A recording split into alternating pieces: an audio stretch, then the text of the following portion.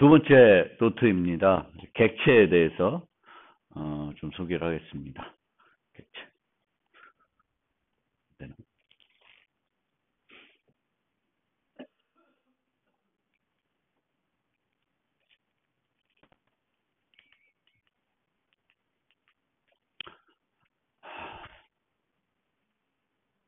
오늘 그 객체 관련된 얘기를 하기 전에 제가 본 책 중에 거기에 나온 내용인데 요걸 통해서 객체지향에 대해서 한 가지 또 한번 소개를 해볼까 합니다. 그래서 우리가 1장에서는 객체지향에 대해서 봤더니 객체지향은 데이터를 중심으로 처리를 한다. 그리고 데이터와 그 데이터를 처리하는 메소드들, 함수들이 하나의 틀에서 정의가 되고 그러다 보니까 구조와 시대를 비교해 보면 그 인자를 전달하는 게 하나 줄어든다. 그렇죠? 왜냐하면 덕.바크지 바크하고 거기다가 짓을 개를 전달하는 건 아니라는 거죠. 객체지향에서는. 그 다음에 후반부에 설명드렸듯이 다양성이라는 걸 이용해 가지고 객체지향에서는 우리가 보통은 조건문 갖고 처리할 것 같은데 조건문을 처리하지 않고 상속이나 객체지향 그 자바 같은 경우에는 인터페이스라는 것이 있는데 그런 걸 통해서 조건문 없이 처리를 하게 됩니다. 어떤 기능들을. 오늘은 이제 객체에 대해 설명되는데 그거에 앞서서 요거를 한번 얘기를 해볼게요. 그래서 어느 회사 팀장이 밑에 프로그래머를 2명 두고 있는데 철수와 미미 그들을 한번 실력을 테스트해 보려고 숙제를 줬어요. 그리고 이 숙제를 잘하면은 아주 멋진 개발자 의자를 주겠다라는 게 이제 그래서 제목이 의자 전쟁이라고 되어 있습니다. 그래서 스펙을 뭘 줬냐? 뭐 어떤 환경에서 하냐에 따라서 좀 다를 수 있는데 이런 도형들이 주어지고요. 그 도형들을 선택했을 때 360도 회전 시키면서 웨이브 사운드를 재생해라 이렇게 한 것이 이제 숙제가 되었습니다. 도형을 회전하고 회전하면서 소리를 내라. 그러면 철수는 C를 무지 좋아하는 C밖에 모르는 사람이에요. 그래서 얘는 함수를 2개 짰어요. rotate라는 함수, 회전하는 함수, 그리고 소리를 내는 play sound라는 함수. 여기서 필요한 게 그 2가지 기능이죠. 이렇게 했어요. 그러면 여기 안에 여기 도형을 회전한다.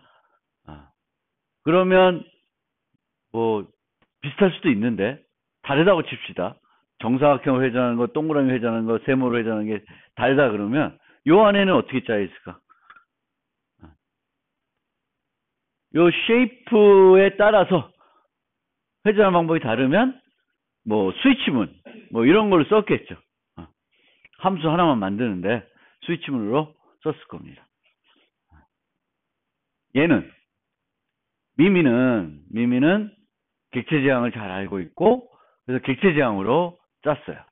그래서 얘는 기능 중심보다 갖고 노는 게 뭐냐? 갖고 노는 게 뭐예요? 도형이죠.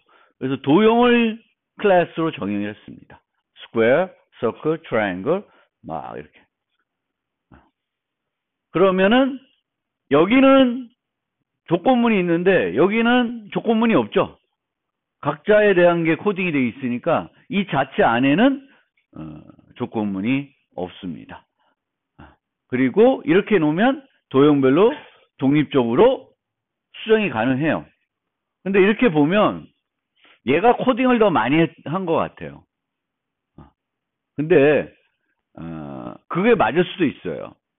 우리가 어떤 코딩이 아무것도 안 된 상태에서 어떤 새로운 프로그램을 짜라. 그럼 객체지향으로 짜는 거하고 구조화 프로그램 짜는 거를 우리가 2개를 봤을 때 라인 수는 또는 초기에 들어가는 노력은 구조화 프로그램이 단순히 C로 짜는 것이 더 빠를 수 있어요. 그리고 라인 수도 줄일 수 있고. 얘는 부가적으로 해야 될 게 좀 많을 수도 있어요. 근데 어쨌든 둘 다 숙제를 완성해서 팀장한테 줬더니 이 팀장이 짓궂으니까 내가 숙제를 그렇게 줬냐? 아니야. 요 빼먹은 게 있어. 그래서 얘를 줬어요. 얘는 이제 임의도형을 회전해라. 그리고 임의도형을 회전할 때는 웨이브 파일이 아니라 mp3를 플레이해라. 이제 웨이브를 플레이하는 거랑 mp3 플레이하는 건 또 다르겠죠. 그러면 얘는 코드를 여기를 또 플레이 사운드를 수정했어요. 이 함수를 예전에 만들어놨던 함수를 또 조건문 가지고 수정을 했을 거고, 물론 여기 안 나타나 있지만 앞에 나왔던 로테이트도 수정을 했겠죠. 로테이트 스위치문이 3개였는데 4개가 되고 그런 거죠. 얘는 어떻게 됐을까? 얘는 기존 코드는 하나도 안 건드려. 기존 코드는 그대로 둔 상태에서 아메바라고 하는 도형을 하나 클래스만 추가를 했습니다. 여기에도 장점이 있는 거예요. 객체 지향으로 우리가 프로그램을 하다 보면 잘만 설계해 놓으면 어떤 기능을 추가할 때 기존 것들은 그대로 둔 상태에서 새로운 클래스 하나만 정의해서 프로그램을 완성할 수 있어요. 유지 보수 측면에서 훨씬 유리할 수가 있다라는 거예요. 자, 얘는 만들었던 함수를 또 수정한 거예요. 계속. 그래서 또 제출했더니, 야, 너 내가 시킨 대로 안 했어. 그래. 뭘 안 했는데요? 그랬더니 얘네들은 그냥 중심을 가지고 회전하면 되는데 얘는 여기를 찍으면 여기를 기준으로 돌려야 되고 여기를 찍으면 여기로 그러니까 그 눌러진 위치를 기준으로 회전해라 라는 거예요. 아이씨, 짜증나죠? 그래서 얘네들은 또 여기다가 이제 얘는 이제 수정을 했어요. XY 포인트를 줬어요. 물론 이 XY 포인트는 누구만 필요해? 아메바 도형만 필요한 건데 이제 다 넣은 거죠. 또 수정을 해 얘를. 얘는 기존에 그 세 가지 정사각형 원 이런 거 아무 수정 안 해요. 얘만 수정하고 여기다가 X 포인트, Y 포인트만 넣었어요. 그래서 이렇게 해서 완성을 했어요. 그랬더니 코드를 보고 결과를 보고 팀장이 미미 유빈 하고 의자를 줬다고 그럽니다. 그랬더니 철수가 방방 뛰는 거예요. 아이씨, 쟤는 코드가 왕창 중복돼 있다. 모르고 하는 소리죠. 그렇죠? 실제 모습은 이런 모습이에요. 쉐이프라고 하는 것을 정의해 놓고 밑에다가 이런 4개를 추가한 거죠. 마지막에 왜 추가한 거고, 공통적인 것들은 여기 들어가 있고 공통적이지 않은 것들은 여기 들어있는 거예요. 그래서 객체 지향을 짠다고 해서 로테이트니까 로테이트를 다 중복해서 짠다? 아니죠. 그렇죠? 그렇게 하는 건 아니에요. 그래서 객체 지향으로 짜면 유지 보수 뭐 이럴 때 훨씬 유리할 수 있습니다. 단 우리가 처음부터 만들 때 설계를 할 때 그 순간에 필요한 것만 생각해서 개발을 하게 되면 객체 지향도 유지 보수가 어려워질 수가 있어요. 그러니까 요 3개를 만들려고 했더니 요 3개만 딸랑 만들고 이런 관계를 갖지 않고 뭐가 추가될 거라는 것도 예측도 안 하고 설계를 하면은 나중에 얘를 추가하려고 보면은 다 고쳐야 되는 문제가 생길 수도 있어요. 그래서 우리가 어떤 소프트웨어를 개발하더라도 당장 필요한 것이 중요할 수도 있지만 당장 필요한 거 말고 얘가 어떤 식으로 확장될 것인가 그거를 잘 생각해서 미래 확장까지 고려해서 소프트웨어를 설계해 놓는 것이 유지보수에 유리하고 그것을 좀 더 효과적으로 할 수 있는 방법은 객체지향적으로 하는 거예요. 알겠죠? 그래서 그런 얘기를 이제 좀 했습니다.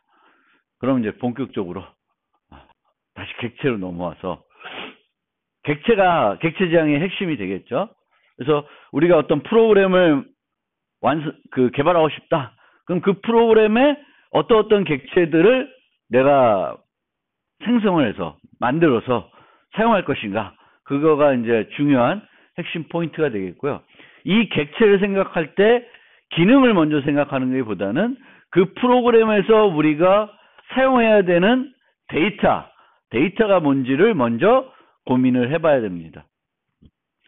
그래서 객체는 상태를 가지고 있고 특정 행위를 할 수 있으며 이 행위들은 현재의 상태에 따라 결과가 달라질 수 있는 게 객체의 아주 중요한 특징입니다.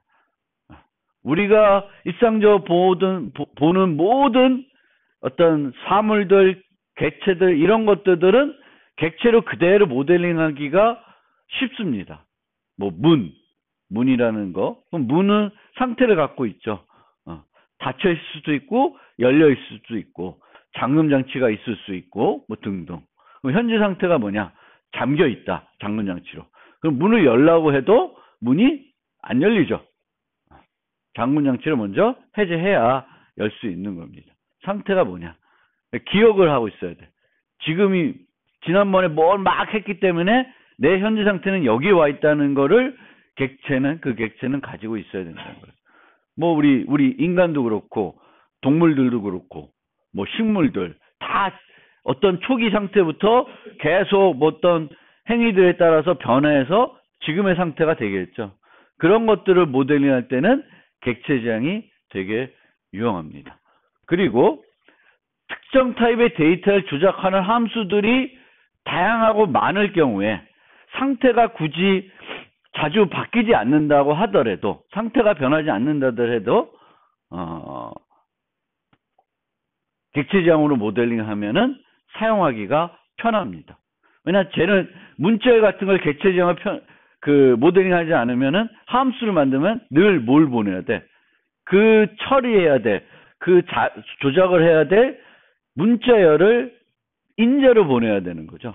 근데 이제는 그렇게 안 하고 문자열 타입 자체를 객체 지향으로 모델링 하면은 문자열 점 뭐로 이렇게 우리가 프로그래밍이 되는 거죠. 걔가 중심이 돼서. 그럼 문자열 현재 뭐냐에 따라서 렌스를 요구하면은 문자열의 길이를 줄 거고, 뭐 문자열에 A라는 문자가 있는지 물어보면 그 문자열에 A가 있는지를 따져줄 거예요.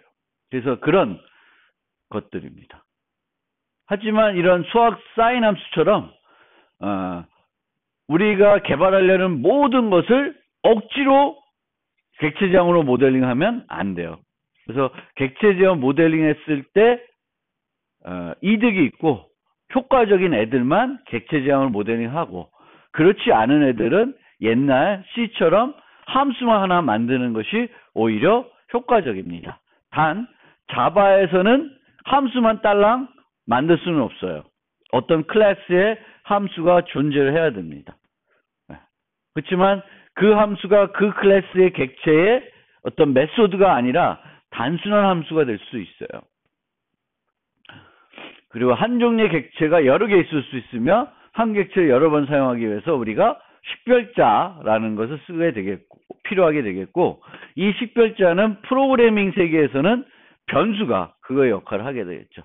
우리가 객체 생활할 때 dog d equal new dog 하면은 그 강아지는 앞으로 d로 프로그램 내에서 이제 쓸 거예요. int n은 10. 그럼 10이라는 정수값은 n이라는 거 가지고 계속 처리를 할 겁니다. 물론 바뀔 수도 있죠. 10이 되고 뭐가 될 수도 있는데, 특정 종류의 객체가 어떤 상태를 가지고 있고 어떤 행위를 할 수 있는지 알 수 있도록 우리가 클래스라는 거를 정의합니다. 클래스는 객체가 어떻게 생겼는지, 뭘 갖고 있는지 그거를 우리가 정의하기 위한 틀이 되겠고, 클래스만 왕창 정의해 놓는다고 해서 아무것도 안 돼요. 뭘 해야 돼? 클래스의 객체들을 필요한 시점에 생성을 해서 걔네들한테 뭘 하라고 해야지만 우리가 원하는 어떤 기능들이 되겠죠. 그래서 상태와 행위를 클래스 하나의 틀을 이용해서 정의하는 것을 우리가 전문적인 객체 지향 용어로는 encapsulation, 캡슐화했다 그럽니다. 그리고 이 캡슐화의 또 다른 중요한 특징은 두 개를 뭉쳐놨는데 거기 하나 더 들어가요. 뭐가 들어가냐면은 기존의 C에서는 우리가 보지 못했던 접근 제어라는 것을 같이 넣어놨어요. 그래서 함부로 못 쓰게 오류를 막기 위한 요소로 접근 제어를 같이 했다. 그러니까 항상 상태 행위만 딸랑 뭉쳐놓은 게 아니라 거기에 상태 행위를 뭉쳐놓으면서 걔네들에 대한 접근 제어까지를 넣어놓은 게 상당히 객체 지향에서 파워풀한 요소가 되는 거죠. 프로그래밍에 있어서. 접근 제어까지 추가했다. 객체 행위는 클래스의 메소드 구현되지만 클래스에 정의된 모든 메소드들을 외부에 사용할 수 있는 것은 아니에요. 외부에서 객체와 상호작용해서 꼭 필요한 애들만 공개를 하고 나머지들은 프라이빗로 해가지고 못 쓰게 만드는 것이 올바른 방법입니다. 데이터들도 마찬가지고. 필요하면 한 클래스의 동일의 메소드를 여러 개 정의할 수 있습니다. 이거를 영어로는 오버로딩. 제가 이 노트에서 번역할 때는 다중 정의라고 그랬어요. 함수를, 동일한 이름 함수를 여러 개 정의하는 거예요. 그리고 이렇게 정의하는 것들은 이제 인자의 개수와 타입을 통해서 구분이 돼야 되는데, 어떻게 해야지 구분이 될까? 그러면은 여러분들은 누가 돼보면 되냐면 컴파일러 입장이 돼보시면 알 거예요. 그래서 많은 그 문법들, 프로그래밍 언어의 문법은 여러분들이 외우는 게 아니라 여러분들이 컴파일러 입장이 되면 그 문법은 그렇게까지 될 수밖에 없다는 것을 쉽게 이해할 수 있어요. 그래서 문법들을 외우려고 하지 말고 내가 컴파일러면 내가 무식한 컴퓨터야. 인간은 되게 융통성이 있어요. 제가 발음을 조금 이상하게 하더라도 또 용어를 조금 잘못 쓰더라도 여러분들은 제가 뭘 말하는지 대략 다 이해할 수 있어요. 근데 컴퓨터는 그렇게는 안 돼. 우리가 스펠링 하나 틀려도 컴파일러는 불만을 표시합니다. 그래서 그런 컴파일러라는 걸 알고 컴파일러 입장에서 그 컴파일러는 여러분들이 작성한 코드를 번역할 수 있어야 되겠죠. 그럼 이해할 수 있어야 되고 거기에는 모호한 것이 없어야 돼요. 그래서 그런 관점에서 생각을 해봅시다. 그리고 보통 한 종류의 객체를 여러 개 생성해 사용하지만 경우에 따라서는 생성한 개수를 제한할 수도 있습니다. 생성을 못하게 할 수도 있어요. 제한한 이유는 논리적으로 하나만 존재해야 되기 때문에 걔를 하나만 만들게 할 수도 있고요. 두 개만 만들게 할 수도 있고 또는 효율성 때문에 여러 개를 만들지 못하게 할 수도 있어요. 그래서 하나만 생성돼도 제한하는 경우를 우리가 객체 지향에서 전문 용어로 싱글톤이라 그래요. 싱글톤. 그래서 객체가 하나만 존재하는 거예요. 여기 보면 시스템의 아웃. 이 아웃이라는 객체는 여러분이 생성하지도 않고 여러 개 존재하지 않고 딱 하나만 생성해서 써요. 그 클래스를 어렵게 만들었는데 그 클래스의 객체를 하나만 쓰는 거예요. 왜? 모니터가 뭐 여러 개가 있어도 하나로 다 통하잖아요. 네. 아웃. 표준 출력은 하나만 있으면 되는 거예요. 시스템인 키보드, 표준 입력은 하나만 있으면 돼요. 싱글톤. 하나만 생성하도록 제한합니다. 그래서 여러분들도 클래스를 정의한 다음에는 내가 프로그램에서 내 클래스의 객체들이 몇 개가 만들어져야 되는 건가? 아주 다수가 만들어져야 되는 건가? 하나만 만들어져야 되는 건가? 두 개만 만들어져야 되는 거에 따라서 프로그램을 조금 달리할 수가 있습니다. 더 못 만들게 그런 등등을 할 수 있어요. 자, 아까 얘기했죠. 객체는 여러 개를 만들 수가 있고 그 한 개를 만들더라도 그 한 개를 여러 번 접근해서 사용할 수가 있습니다. 그러기 위해서는 이제 식별자라는 걸 가지고 있어야 되겠고 그 식별자라는 건 프로그래밍 세계에서는 이제 변수에 해당이 되겠고요. 프로그램에 존재하는 모든 데이터들은 모든 값들은 어떤 특정한 타입으로 분류가 됩니다. 타입. 그래서 CSE라고 해서 따옴표 붙여져 있는 이런 것들은 이제 string 타입 되겠고, 아까 봤던 system out은 실제 제 클래스 이름은 print stream이라는 거예요. 그래서 10은 int, 10.5는 뭐 더블, 뭐 이렇게 다 어떤 우리가 사용한 값에 대해서는 그거에 대한 타입이 있습니다. 그래서 이런 값들을 우리가 어딘가에 저장을 해야지만 이제 사용을 할 수가 있는데, 뭐 어디 저장했어요? 기억장, 메모리겠지. 메모리에 저장해 사용하는데, 얘네들을 그 저장하고 거기서 그 저장된 것을 우리가 필요로 할 때 접근해서 쓰게 하기 위해서 변수라는 거를 이제 만들었습니다. 그런데 데이터들마다 필요로 하는 공간은 같지 않겠죠. 그렇죠?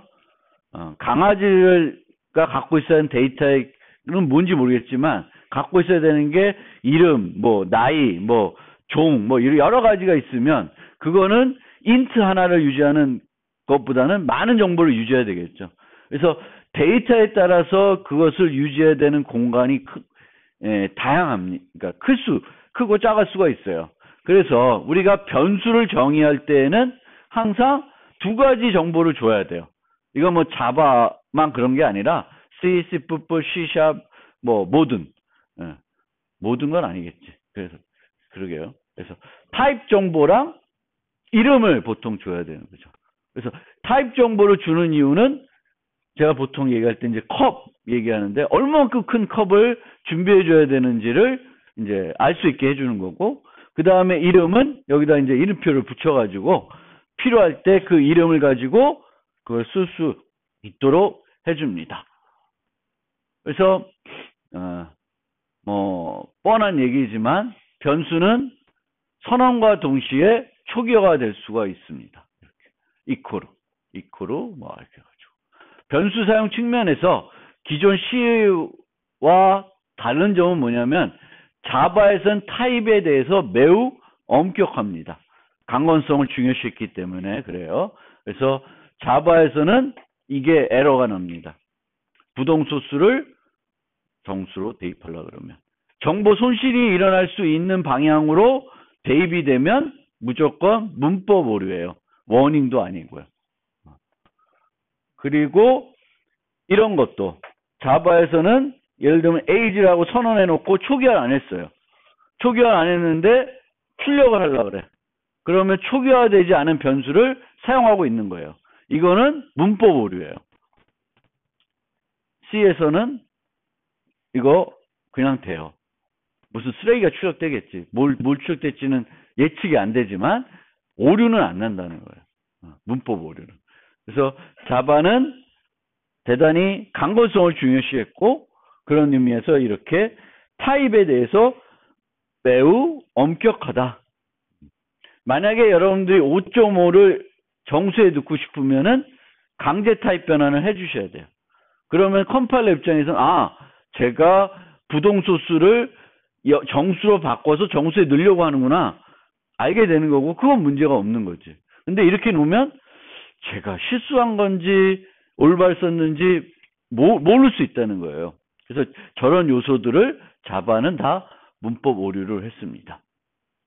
변수에 이름을 붙여야 되는데 그 이름을 또 우리가 식별자라고 하긴 하죠. 아이덴티파이어. 그래서 변수 이름, 클래스 이름, 메소드 이름. 명령 규칙은 C하고 비슷해. 근데 최근에 요 달러 기호가 들어왔어요. 근데 달러랑 밑줄은 가급적 안 쓰면 좋아요. 가급적.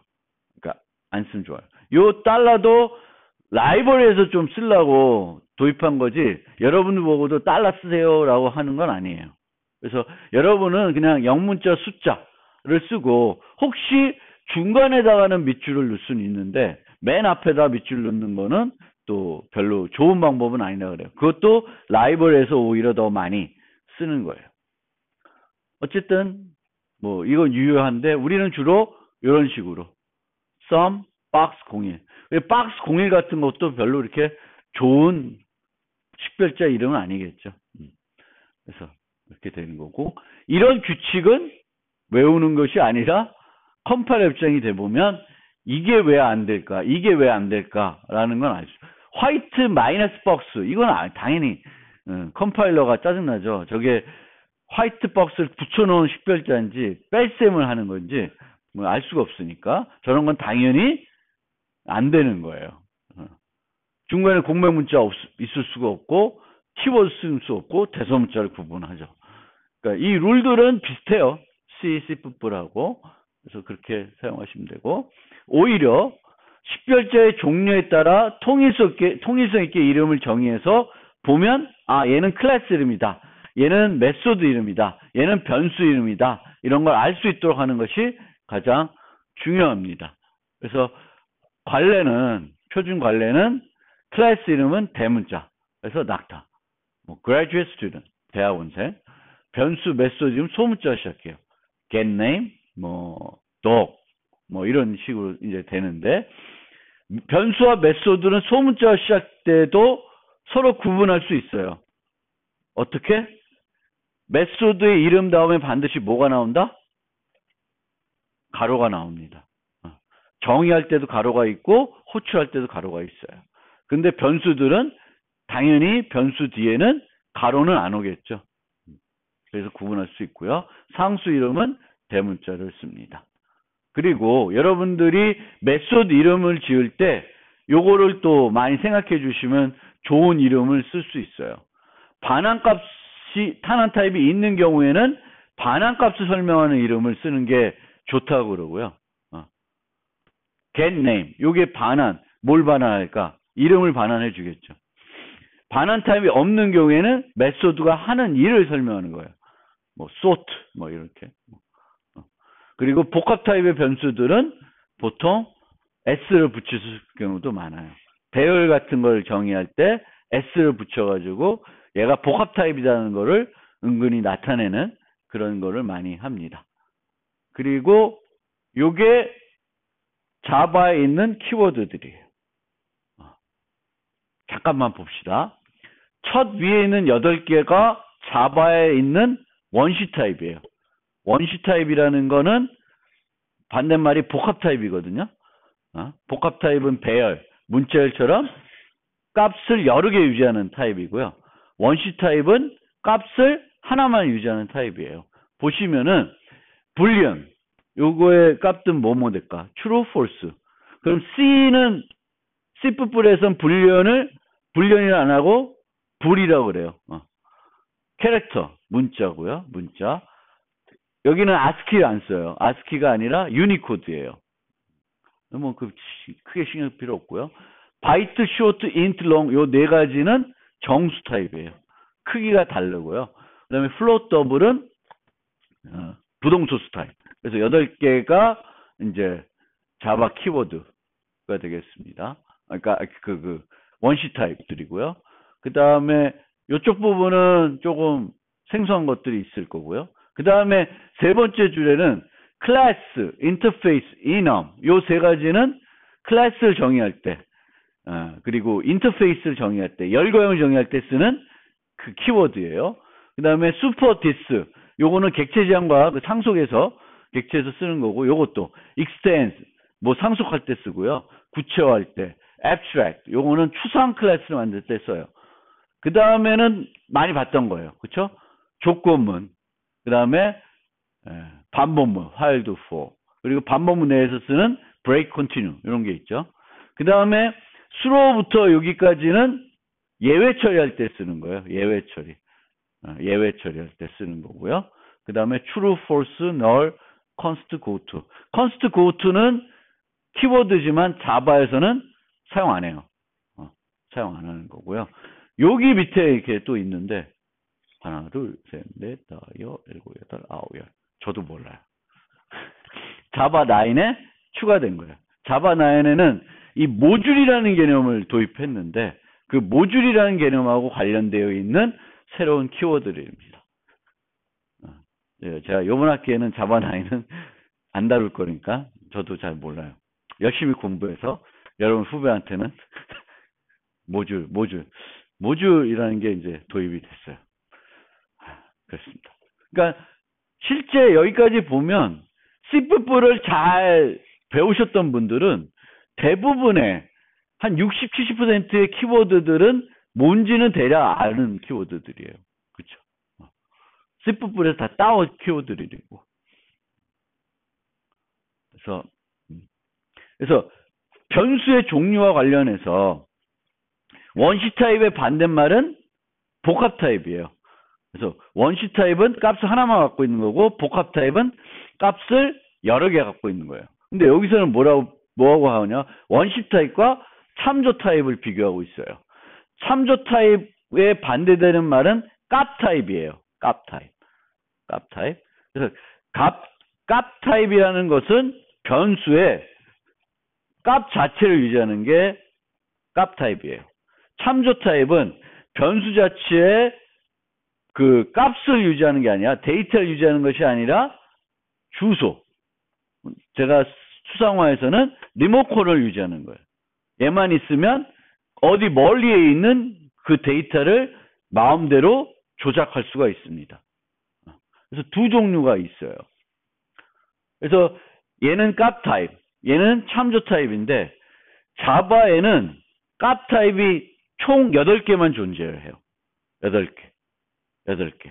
그게 다 뭐냐? 원시 타입들이에요. 원시 타입 8개만 값 타입으로 존재해요. 그럼 나머지는 다 참조 타입입니다. 그리고 나머지 다 참조 타입들은 또 객체 타입이에요. 그러면 배열, 열거형 요 두 개도 무슨 타입이다? 참조 타입이자 객체 애들이에요. 객체로 모델링이 됩니다. 배열 자체가 객체로 모델링 돼요. 자바에서. 열거형도 그 열거형에 들어가는 상수들이 C에서는 어떻게 됐어요? C++에서는 정수로 모델링 되죠. 자바에서는 그 하나하나가 객체로 모델링 됩니다. 그러니까 우리가 앞에 봤던 요 8개, 불리언부터 더블, 그 8개의 원시 타입은 값 타입이고 그 8개의 제외한 모든 타입, 자바에 사용하는 모든 데이터 타입은 다 무슨 타입? 참조 타입이에요. 그것이 복합 타입이든 아니든 상관없어요. 참조 타입입니다. 물론 객체들도 기본적으로는 복합 타입이겠죠. 왜? 구조체니까 값을 하나가 아니라 여러 개를 동시에 유지하겠죠. 제 나이, 제 키, 이런 것들. 그래서 자바는 총 8가지 원시 타입을 적용해 있고 복합 타입도 있지만 재미난 건 이 복합 타입들이 자바에서는 다 객체로 모델링 됩니다. 모두 객체예요. 그래서 문법이 무지무지 단순하다. 종류가 다양하지 않아요. C는 값 타입 있고 포인터 타입 있고 참조 타입 있고 배열은 또 다른 애고 배열은 또 포인터 타입으로 처리가 되고 객체는 복잡해요. 문법이 복잡하고 그런데 자바는 딱 2개. 자바에 존재하는 모든 것은 두 종류예요. 원시 타입 아니면 참조 타입. 그리고 그 원시 타입은 몇 개밖에 없어? 8개밖에 없어요. 그래서 자바에는 원시 타입 8개인데 요 크기가 고정되어 있어요. 표준에 정의가 되어 있습니다. C++은 얘 정의가 안 돼 있고 누구 마음이에요? 컴파일러 마음이에요.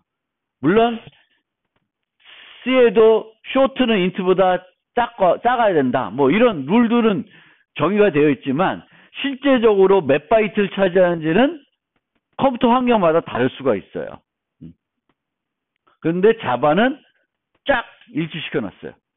핸드폰에서 쓰든 시계에서 쓰든 냉장고에서 쓰든 어디서 쓰든 인트는 자바는 4바이트, 롱은 8바이트 딱 돼요. 왜 그렇게 했을까? 자바의 목적은 어느 컴퓨터에서 돌아가든 결과가 어떻게 돼야 된다? 같아야 돼요. 이 컴퓨터에 돌리면 오버플로 나고 이 컴퓨터에 돌리면 안 나. 그럼 안 된다는 거예요. 똑같아. 그래서 크기가 똑같아요. 그리고 여기 있는 차이점. 기본이 ASCII가 아니라 유니코드예요. 근데 나중에 말했지만 유니코드는 뭐예요? 목적이 뭐예요? 유니코드는. 기본이 2바이트인데 목적이 뭐예요? 많은 문자. 원래 목적은 전 세계에 있는 모든 언어를 2바이트로 다 표현한다. 그게 목적이었어요. 근데 만들어 놓고 나니 실패했어요. 왜? 2바이트 갖고도 안 되는 언어들이 있어. 어느 언어일까? 어? 어딜까? 한자예요. 중국어. 중국어는 2바이트 갖고도 안 돼요. 우리나라 한글은 완전 완벽하지. 얼마나 깔끔해요. 정말 깔끔한 언어예요. 컴퓨터로 코드로 나타내는데 정말 그거를 뭐지? 완성형이 조합형이라 그러나?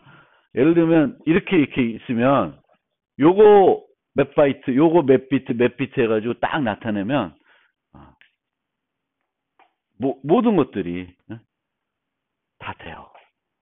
깔끔해요.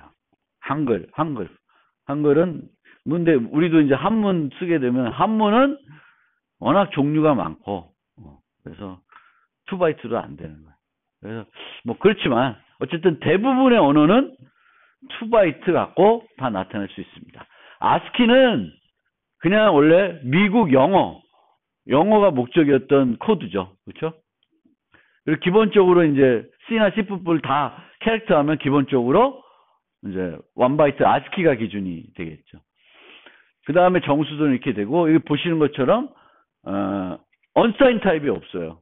언사인 수식어가 없습니다. 뭐 이거 없어도 뭐 크게 뭐 괜찮아요. 만들어도 괜찮을 뻔 했는데 없어요. 부동소 수정도 이렇게 되고요. 일치된다.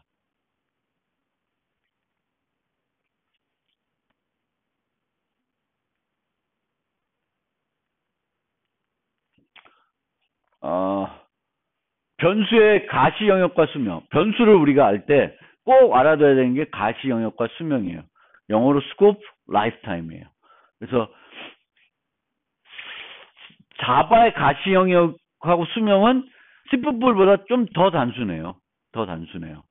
그래서 여기서 예를 들면 이런 지역 변수 A가 있으면 가시 영역이라는 거는 선언된 변수를 우리가 프로그램에 사용할 수 있는 영역이에요. 코딩할 수 있는 영역. 그러니까 이 A라는 변수는 요 안에서 쓸 수 있어요. 다른 데서 못 써.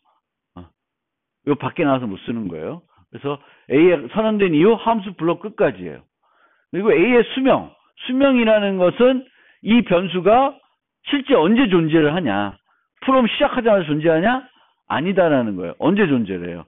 함수 F가 불러지면 존재를 해요. 그리고 함수 F가 종료되면 사라져. 그러다 또 함수가 여러 번 불려질 수 있죠. 그럼 A는 살았다, 죽었다, 살았다, 죽었다를 반복할 수 있는 거예요. 그래서 수명을 잘 이해하셔야 돼요. 자바에서는 선언되는 위치에 따라서 변수의 종류가 크게 두 개로 나눠집니다. 지역 변수 또는 멤버 변수. 매개 변수도 하나의 지역 변수라 봐도 되죠. 그렇죠? 그래서 멤버 변수는 가시 영역이 클래스 안에서 다 쓸 수 있어요. 지역 변수는 함수가 아니라 정확히 말하면 블럭입니다. 블럭. 그래서 뭐 포문이 됐든 뭐든 어떤 블럭 내에다가 변수를 선언하면 그 변수는 그 함수에 전체적으로 쓸 수 있는 게 아니라 블럭, 세부 블럭에서만 쓸 수가 있어요. 실제 요것도 하나의 블럭이에요. 요건 함수 블럭이죠.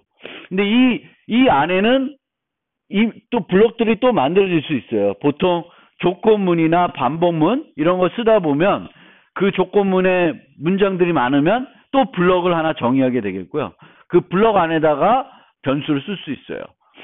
C는 변수를 매일 꼭대기다 다 정의해야 되지만 C++ 자바들은 변수를 내 마음대로 내가 원하는 위치에다가 정의할 수 있어요. 그래서 정의를 어디다 하냐? 좀 더 가독성을 높일 수 있는 데다 하고요. 그 변수의 사용 영역을 제한할 수 있으면 제한할 수 있는 대로 정의하는 거예요.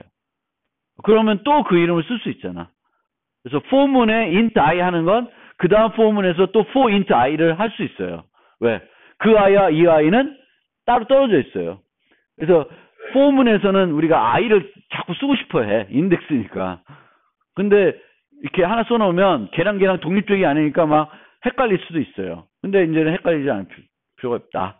수명은 객체 함수. 멤버 변수는 객체가 생성되면 그 객체 값들을 유지하기 위해서 멤버 변수들이 만들어지겠죠. 그리고 객체가 사라지면 사라지는 거고요.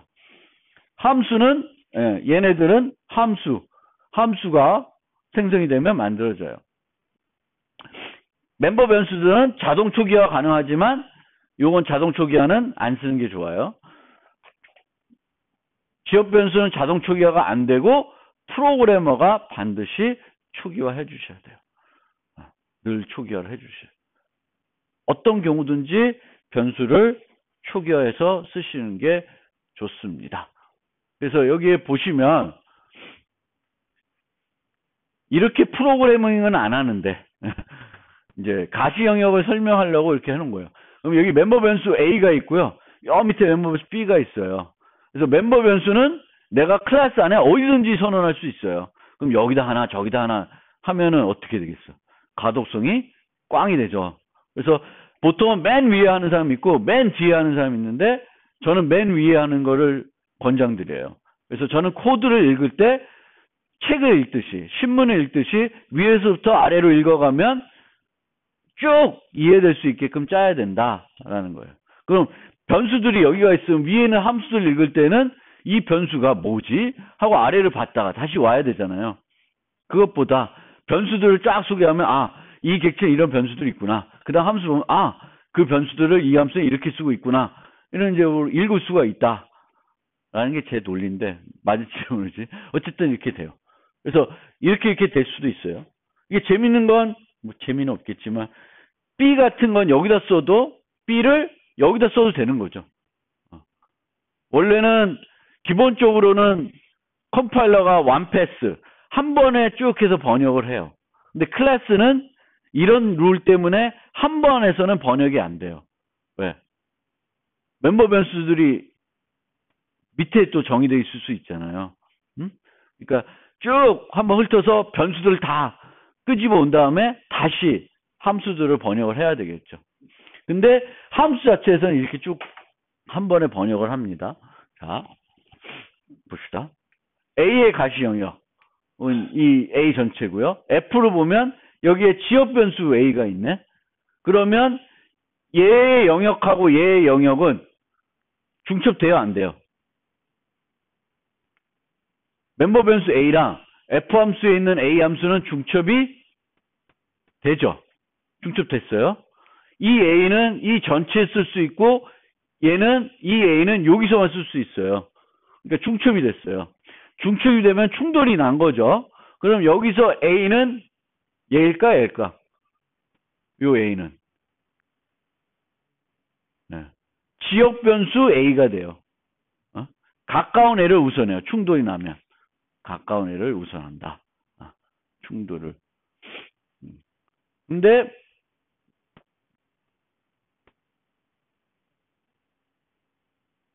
요 A도 마찬가지고 요 A도 얘가 되겠죠. 매개 변수. 그렇죠? 얘가 아니라 얘가 돼요. 그리고 B는 상관이 없고 여기 보시면 X인데 여기에는 요 X는 요 블럭에 요 X는 요 블럭에 돼 있어요. 그럼 이거는 서로 영역이 중첩돼요, 안 돼요? 중첩이 안 돼요. 중첩이 안 되면 같은 이름을 또 쓸 수 있어요. 문제가 안 돼요. 그런데 여기에 C라는 변수가 있는데 여기 주석 처리가 되어 있는데 요 주석을 풀면 지역 변수 C가 여기에도 있고 여기도 있죠. 그리고 지역 변수 간의 영역이 어떻게 됐어요? 충돌, 겹쳐졌죠. 그거는 자바에서는 허용을 안 해요. 그러니까 자바에서는 허용하는 것 딱 한 가지만 허용을 해요.